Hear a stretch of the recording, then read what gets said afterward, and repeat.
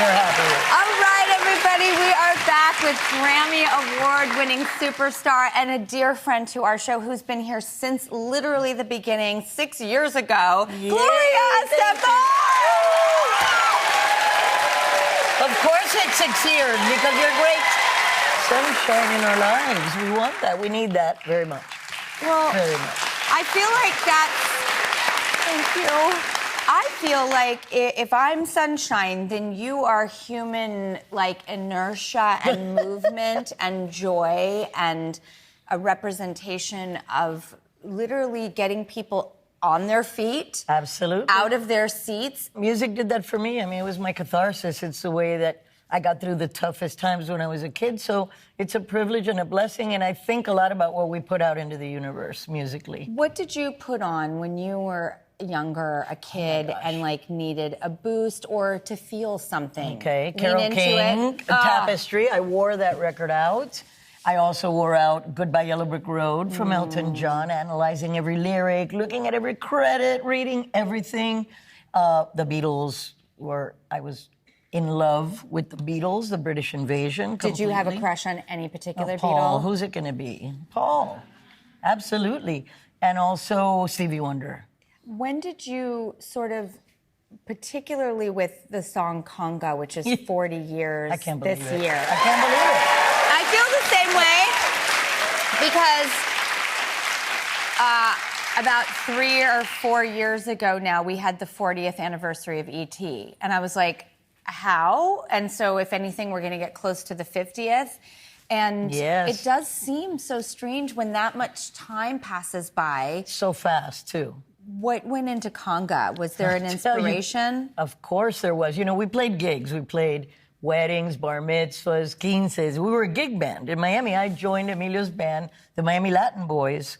And then when he saw I was sticking around, we weren't boys anymore. They changed the name to Miami Sound Machine. But at the end of the night, at every Cuban party, there's this free-for-all that ensues when you play congas. And we would play legitimate congas from Cuba that were 100 years old. So when we were promoting Dr. Beat in Utrecht, Holland, we ran out of material and they asked us to play something. And Emilio goes, let's play the conga medley. I go, but they don't speak Spanish. He goes, they speak English either. What difference does it make? They're Dutch. I go, true. They went crazy. And when we were standing outside in the alley waiting for a ride, I said to my drummer, you know, we have to write a song that talks about what this is. What a conga is, and do our fusion that we've done. And they told us, you're too American for the Latins, too Latin for the Americans. And look, I go, that's who we are. That's exactly who we are. Not only did everyone love it, apparently nuns? Absolutely. I was doing a show. This was already in the big stadium, arena shows. And I look out into the audience when we start conga, and there was at least 25 sisters doing the conga and leading the conga line. But then I recognized one of them. She was one of the nuns in my high school when I went to high school. And I'm going like, Sister Janine! And as she's congaing by with 25 other nuns, it was one of the most surreal and beautiful scenes I've ever seen. You were just nominated for 2 Grammys. Latin Grammys. Latin Grammys for your current album, Raíces. What does that feel like to you? It feels great. It never gets old. Absolutely. It's always as thrilling. But Drew, my career is your age. I've been around for 50 years. When I joined the band was 75. So to have, these nominations 50 years in to an album that's in the language of my heart in Spanish, the first language I spoke and the first thing that I sang in the band, because they only play Latin music when I joined them. I'm the one that brought all the other influences. It's phenomenal. And the fact that the fans are still there wanting to hear it, we think it's amazing. Is there...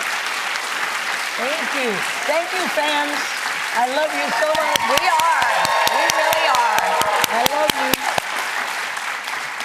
you. Is there any wisdom that you have now that feels different than even 10 years ago, but also like 20, 30 years ago? Because I have an opinion on this as far as I just turned 50, as you said, and I feel different. Of course.